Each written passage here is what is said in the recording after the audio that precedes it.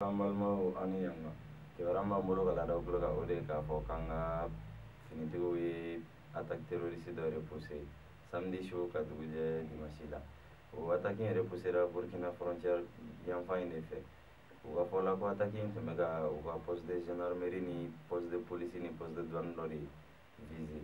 u ma se min kɛ u ye u bolila u ka boli kɔnɔna na u taara n'u ka maa banalenw ye an ka finitigiw sera k'u ka maa min bana mais nka u ma se ka taa n'u ka munition dɔ ye an ka mɔgɔw taara bɔ o munition in kan o tɛmɛlen kɔ ka bɔ yen kibaruya wɛrɛ min b'an bolo ka da u tulo kan o de ye k'a fɔ ko jumadon kulukɔrɔ musow u taara sira da an ka jamanakuntigi ɲɛ n'o ye président Ibrahim Boubacar Keïta ye a bɔtɔ cérémonie EMIA cérémonie na o ka fɔ la ko ICOMA baarakɛlaw musow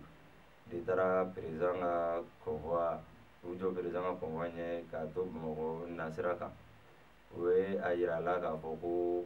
référendum ko kuma tɛ yen Kulukoro région kɔnɔna la ko tant que olu cɛw ka situation ma ɲɛnabɔ ICOMA kɔnɔna na o ka fɔ la ko jamanakuntigi k'a bɔra ka 5 minutes accordé o muso ninnu na ni ka tila ka